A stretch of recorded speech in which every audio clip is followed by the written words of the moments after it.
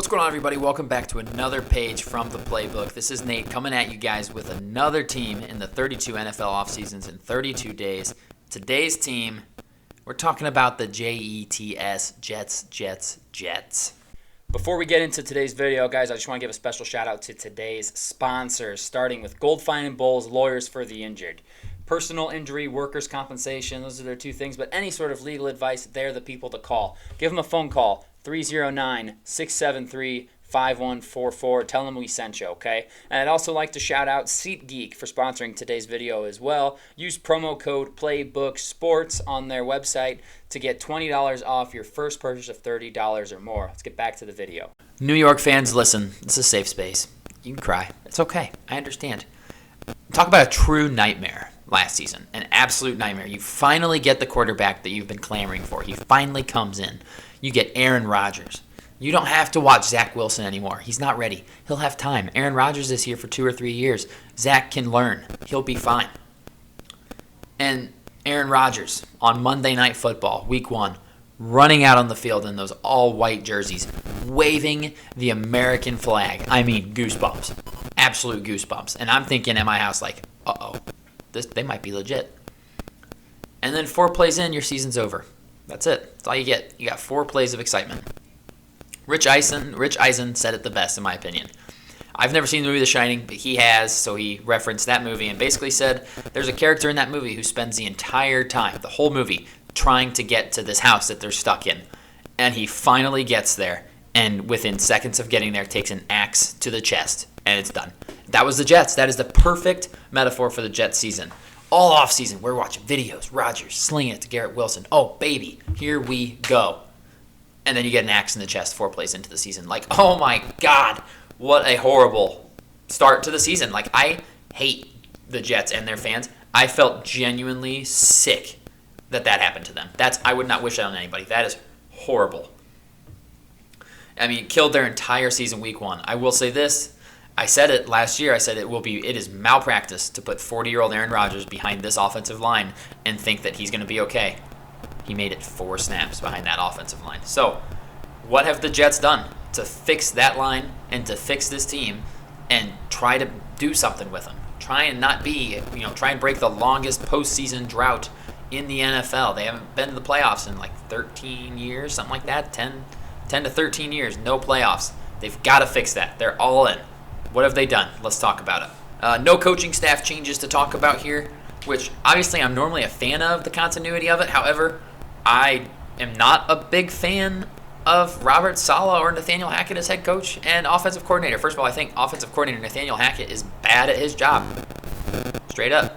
He's another one of those guys from Green Bay that just completely rode the coattails of Aaron Rodgers that has a job because Aaron Rodgers is there. Think like Tim Boyle, who started an actual NFL game last year and had no business, but he's Rodgers' buddy, so he's got to be on the roster.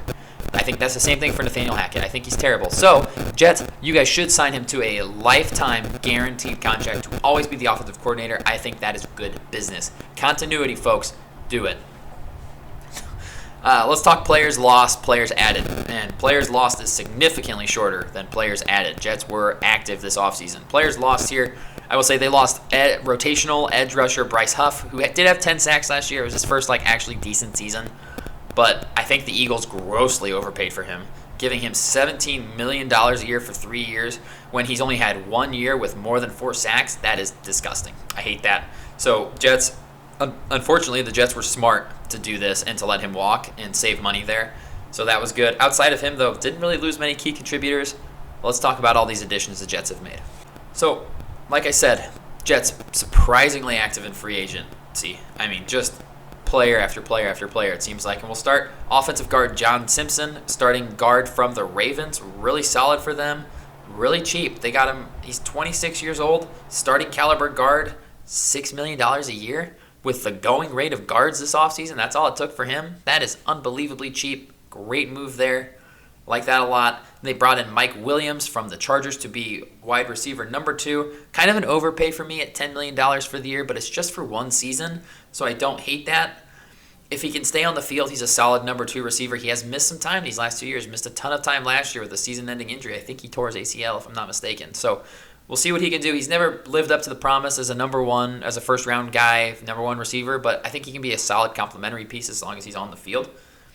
I also think that the Jets made a good move in adding pass rusher Hassan Reddick from the Eagles via trade, sending them a conditional third-rounder that could be a second-rounder if he hits certain milestones. Like I think he has to play 68% of the snaps and have 10 sacks in order for it to be a second-rounder, in which case then it's like, fine, take the second-round pick. He was a stud.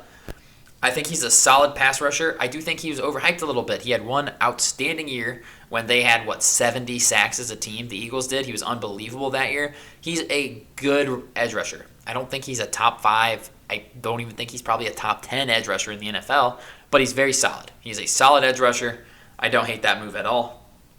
And then they brought in a couple of bookend tackles, which they desperately needed. They brought in Tyron Smith from Dallas.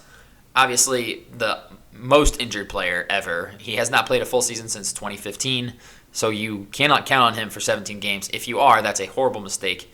And then they also brought in Morgan Moses from Baltimore, their starting right tackle. I think they actually traded for him. I think Morgan Moses is a very strong right tackle. A little older, 31, 32 years old, I believe, so you're hoping that he can stay with it for the full season. But he's a really good right tackle. Like, their tackles are much better now than they were last year. This Jets offensive line is much better on paper than it was last season. So I like that move a lot. They unquestionably brought in more talent than they lost. The only questions you have about a lot of these players is if they can stay healthy. So if they can, this roster is much improved. Let's talk draft. The first round, Jets took offensive tackle Olu Fashanu out of Penn State. I think that was an impressive selection. I think that was a great pick. I kept hearing, they might take Brock Bowers. And I was like, yes, take Brock Bowers. Do it. Rely on Tyron Smith for 17 games because he can't do it. And they took Olu Fashanu, who I think is arguably the best pass blocker in this entire draft class. And I think he's an underrated run blocker. I really think he's improved in the run game too. And that's your left tackle of the future. Doesn't have to be the left tackle for right now. That's the left tackle for the future. And that's a smart pick. It's a damn smart pick. And it annoys me that they made it because I really like him as a prospect. And now I have to root against him forever. Thanks. So really good pick there. And then they took Malachi Corley in the third round. Another really strong pick. Solid receiver. I could have seen him going in round 2. I think he's got great route running abilities. Very physical after the catch. He'll be a strong wide receiver 3 in New York with wide receiver 2 potential. And in the fourth round, they took running back Braylon Allen out of Wisconsin. And I think that was a steal too. I think that was a really good pick. With Breece Hall's injury history, getting a strong backup was important. And they got that in Braylon Allen with aggressive emphasis on strong. This man is 235 pounds. Have fun bringing him down. This is a true old-fashioned power running back. This is not going to be the fastest guy in the field, as evidenced by all the testing and what you see. But, man, he is going to be hard to tackle, and he's going to run angry.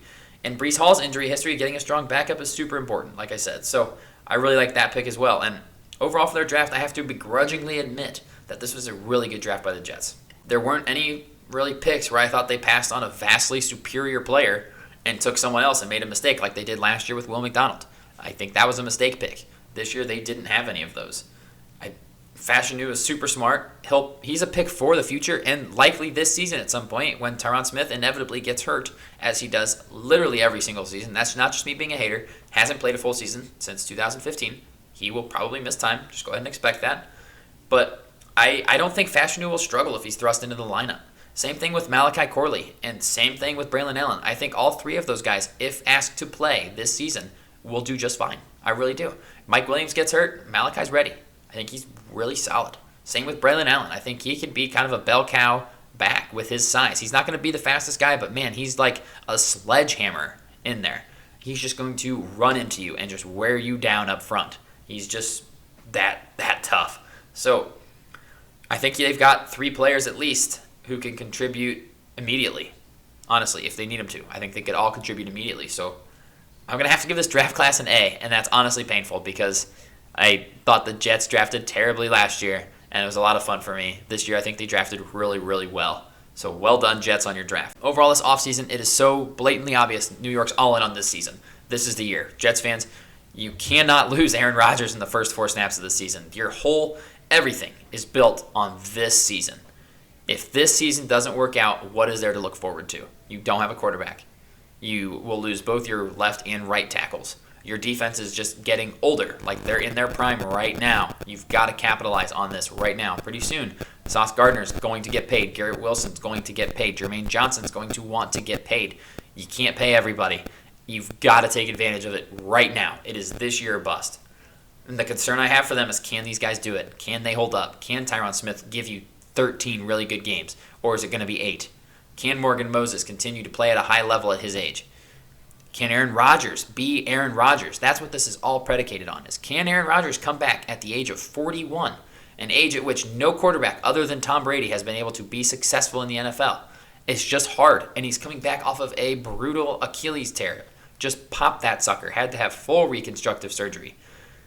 You're betting a lot on injury-prone guys staying healthy, and that's got to be scary. So we'll see. However, I'm not here to predict injuries. That's not what we do. I'm going to give them an A. I think they get an A for their offseason. I think they've made a ton of moves. If this team stays healthy, this is a very good roster. This is a double-digit win roster if they can stay healthy. And I'm not in the business of predicting injuries, so I'm going to assume that these guys can do it. So we'll see. There's a ton of ifs here, and we'll find out how it goes this season, Jets fans. That's all I've got for you guys on today's entry in the 32 NFL offseasons in 32 days. We'll see you guys in tomorrow's video where we're going to talk about the Philadelphia Eagles.